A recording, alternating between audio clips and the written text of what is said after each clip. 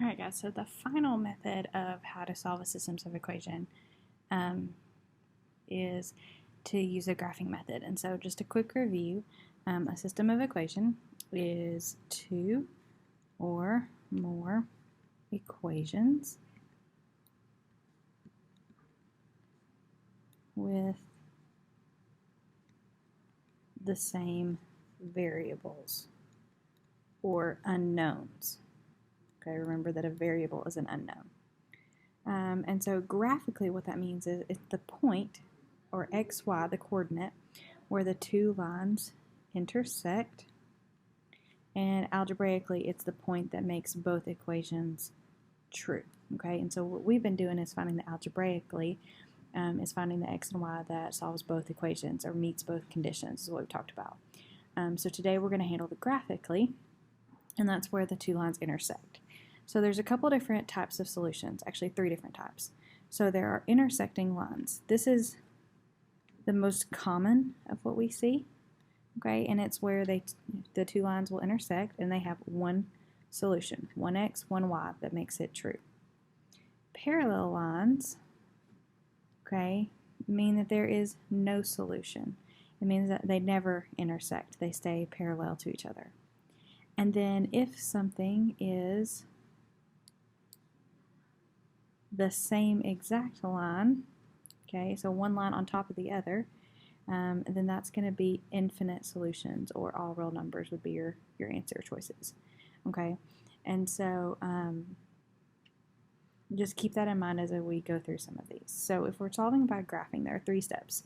So first off, we want to rewrite the equation in slope-intercept form.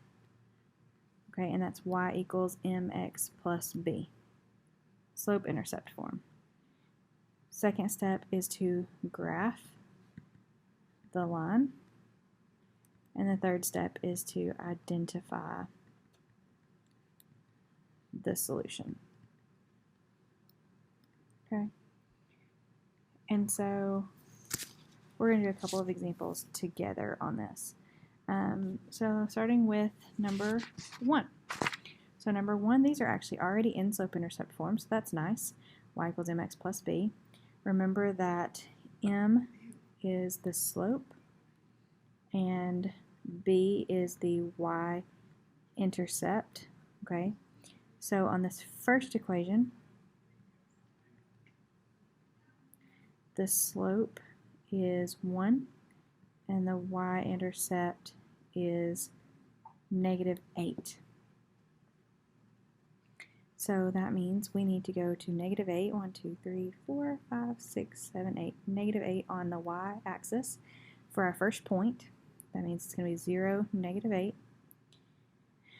And then we have a slope of 1, which means, remember that, just write this right here so that you'll remember, slope is equal to rise over run. So that means we're going to be rising 1, running 1, 1 over 1. So rise 1 over run over 1, rise 1 over 1, and so on. And so this is going to be our first line. Okay? Alright, second thing we're going to do is the second equation. So y equals -2x plus 1. So the slope is going to be -2 over 1, and the y-intercept is 1, which is the point 0, 1. So point at 0, 1 is our starting point. And all of this should be reviewed for you because you have done slope-intercept form and graphing and all that in 7th and 8th grade. And so from here, we're going to do a slope of rise of -2. So that means we're actually going to go down 2 and then run 1. Down 2, run 1. Down 2, run 1. Down 2, run 1. And we're going to continue that pattern. Okay? And we can continue it in both directions.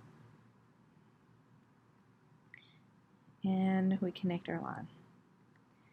And so what we find is that this point right here is the point where they intersect, which is 1, 2, 3, 4. Nope, sorry, 1, 2, 3. And -1, 2, 3, 4, 5. So that is our solution, 3, negative 5. Okay, and so you're going to continue that. Number 2, it's already in that slope-intercept form for you. Number 3 is not in slope-intercept form. So I am going to go ahead and help you rearrange that. So the first one, negative 3x plus y is equal to 8. So we need to move this 3x over. We want y to be the only thing on the left. So I'm going to add 3x. And so I get y is equal to 3x plus 8, which means my slope is 3 over 1, and my y-intercept is 0, 8. And so that's where I'm going to start. I'm going to put that first point. And then I'm going to use a slope of 3.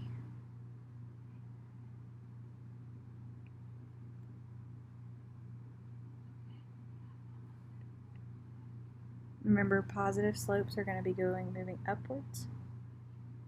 And that line should look something like this. And then the second line, negative x plus y equals negative 2, we're going to add that x over as well. And we get y is equal to x minus 2. And so the slope is 1 over 1, and the y-intercept is 0, negative 2. So starting at 0, negative 2, we'll do a slope of 1.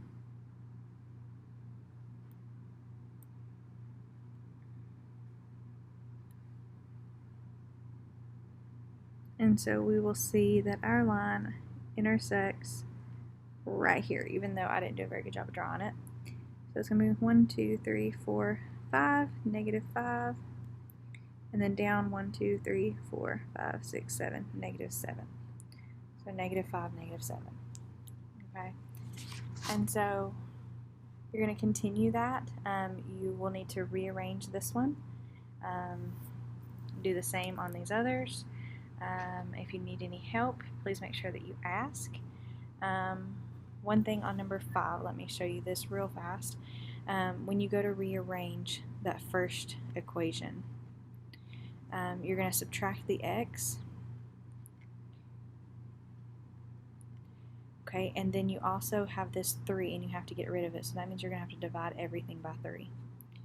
And so this negative 1 here in front of the x becomes negative 1/3 x, and then the negative 15 divided by 3 becomes negative 5. So this is actually going to be what you're going to graph, and then you'll also graph the y equals negative 7, which means all of the points are going to have a y value of negative 7. Pick any x value that you want, okay? So, I'm going to allow you to finish those up today. So that's 4, 5, 6, 7, 8 need to be finished, as well as, number 2, okay? So that's 6 problems that you're going to work on today. And if you have any questions, make sure you ask. I'll be happy to help with anything that you need help with.